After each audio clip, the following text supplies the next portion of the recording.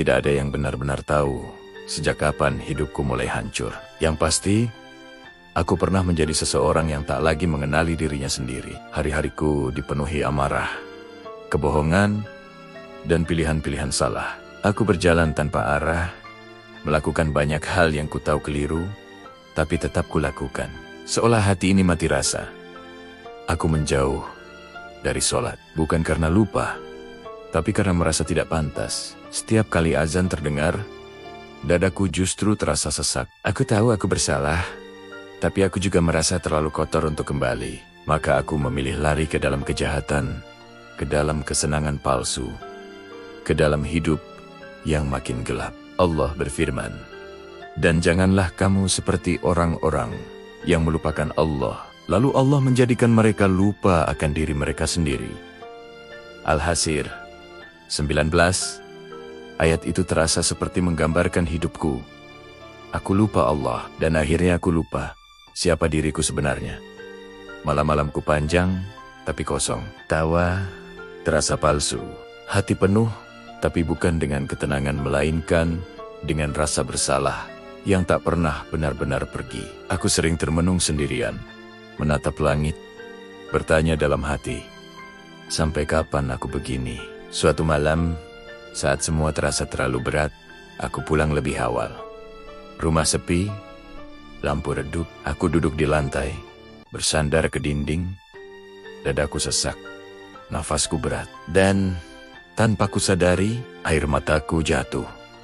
Tangisan itu bukan tangisan biasa. Itu tangisan orang yang kelelahan lelah berbuat salah, lelah berpura-pura kuat, lelah hidup tanpa arah. Untuk pertama kalinya setelah sekian lama, aku menunduk dan berbisik, "Ya Allah, kalau Engkau masih mau menerimaku." Aku teringat satu ayat yang pernah kupelajari dulu. Katakanlah, "Wahai hamba-hambaku yang melampaui batas terhadap diri mereka sendiri, janganlah kamu berputus asa dari rahmat Allah." Az-Zumar 53. Ayat itu menghantam hatiku. Jangan berputus asa, berarti masih ada harapan. Malam itu, dengan tangan gemetar, aku berwudu. Sudah lama aku tidak sholat. Gerakanku kaku, bacaan terbata-bata. Tapi saat dahiku menyentuh sajadah, aku tak kuasa menahan tangis. Aku menangis lama. Dalam sujud yang terasa sangat panjang, Rasulullah bersabda, "Setiap anak Adam pasti pernah berbuat dosa, dan sebaik-baik orang yang berdosa adalah yang bertaubat." Hadis riwayat Tirmidzi. Aku sadar, taubat bukan tentang masa lalu yang bersih. Taubat adalah tentang hati yang mau kembali. Sholat itu tidak langsung mengubah hidupku. Masalahku masih ada. Masa laluku tidak hilang begitu saja. Tapi malam itu, sesuatu berubah di dalam dadaku. Ada rasa ringan, ada harapan kecil yang menyala kembali.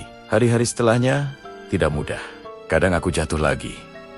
Kadang aku menangis lagi. Tapi kini aku tahu kemana harus kembali. Aku mulai menjaga sholat. Meski belum sempurna, aku mulai duduk merenung setelah sholat, berzikir pelan, meminta ampun. Allah berfirman, "Ingatlah, hanya dengan mengingat Allah hati menjadi tenang." Ar-Ra'd 28. Aku bukan orang suci. Aku masih belajar, tapi aku tidak lagi tersesat tanpa arah. Karena kini aku tahu, segelap apapun hidup seseorang, selama ia mau kembali, Allah tidak pernah menutup pintunya. Jika hari ini kamu merasa hidupmu hancur, jika kamu merasa terlalu jauh untuk kembali, ingat satu hal. Allah tidak pernah meminta masa lalumu bersih untuk menerima langkahmu kembali. Allah hanya menunggu satu hal, hati yang mau pulang.